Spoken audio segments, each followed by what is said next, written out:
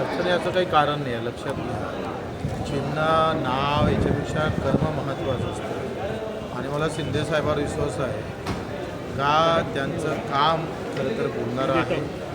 जनसामान्यांची सेवा ही ब्रीद असल्यामुळं निकाल तर बाजूनच लागेल, पण कदाचित 100पैकी 1% विश्वास नाही ठेवला तरी काम बोलतंय माणसाचं, आणि कामावर विश्वास आहे. त्याच्यानं कोर्टात काय निकाल लागन हे आमच्यात किंचित त्या तो काय म्हणताय चिंता नाही, त्याच्यानं तो काही विषय नाही. ज्या पद्धतीने संजय राऊत असतील, उद्धव ठाकरे असतील, आदित्य ठाकरे ज्या पद्धतीनं बाहेर सध्या टीका जोरात करायला लागले, जे बॅकफुटला होते ते आता फ्रंटफुटला आल्यासारखं वाटतं.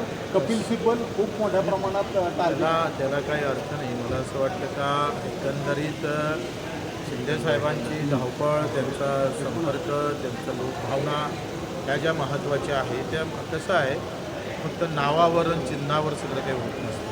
त्याच्यानं त्याची चिंता करायची नाही आणि निकाल बाजूनच लागेल, आणि नाही लागला तर सक्षम आहे.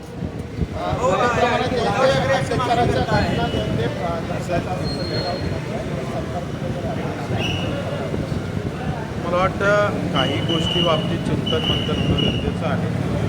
जर अशा प्रकारच्या घटना वारंवार घडत असत तर छत्रपतीचा आदर्श घेतला पाहिजे, आणि अशा पद्धतीची जे काही घटना असेल त्याच्यावर कुठंतरी मोठ्या प्रमाणात ॲक्शन प्लॅन तयार करून त्या कशा टाळता येईल आणि झाल्यानंतर त्याच्यावर कशा प्रकारची तातडीनं सजा देता येईल हे प्लॅनिंग किंवा याच्यासाठी नवीन कायदे आणणं गरजेचं आहे. 29 तारखेपासून मनोज जरांगे पुन्हा एकदा आंदोलनाला बसायला लागले. तर राज्य सरकारने ज्या पद्धतीनं त्यांचा विश्वासघात केला अशा पद्धतीचा आरोप होतोय. शिंदे साहेबांवरही त्यांनी आरोप केला आहे, फडणवीस साहेबांवरही आरोप केला आहे. सुप्ताय राज्य सरकार त्याच्यामध्ये प्रत्येकजण त्यांचा प्रश्न आहे. माझ्यासोबत घात होतं, विश्वासघात होतं का अपघात होतं, हे आता त्यांनी कशा पद्धतीनं समोर जावं त्यांचा प्रश्न आहे. आणि आम्ही पहिलेच ठरवलं का जातीपाती धर्माच्या या अशा राजकारणात आपण पडू नये. आम्ही दिव्यांग असेल, एकल महिला असेल, आमचे अनाथ असेल, शेतकरी असेल, मजूर असेल, या संदर्भात आमच्या लढायला कुठं आमच्या बोलण्यानं कुठं प्रॉब्लेम होऊ नये हे जपण्याचा प्रयत्न आम्ही करत असतो.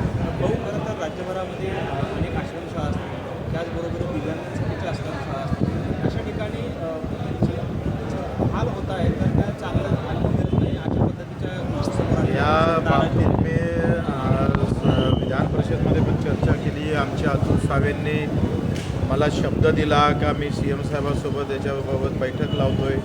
आता 1 महिना होतो आहे. आता अतुल साहेबवरच हक्कभंग करावे लागेल की काय, अशी परिस्थिती आमच्यावर आलेली आहे. आश्वासनाची पूर्तता होत नाही आणि एखादा सभासद त्याच्यावर प्रश्न विचारतं. या सगळ्या गंभीर प्रश्नाकडे घेऊन जाण्याचा प्रयत्न करतो आहे.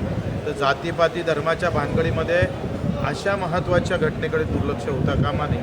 म्हणून तुमच्या माध्यमातून अतुल साहेबांना पुन्हा विनंती आहे, जे दिव्यांगाचे मंत्री आहेत, अशा प्रकारच्या रोज घटना दिसत आहे. वसतिगृह बरोबर नाही, शाळा बरोबर नाही, त्यांचे मानधन बरोबर भेटत नाही. कित्येक दिव्यांगांना 6-6 महिने झाले त्यांना मानधन मिळत नाही. आणि मग अजितदादा असताना ते म्हणत होते का मला अधिवेशनात आश्वासन दिलं होतं 5 तारखेच्या आत जर मानधन झालं नाही तर मी वित्त सचिवाचं मानधन करणार नाही. आता अजितदादा गेले आणि शब्दही केला.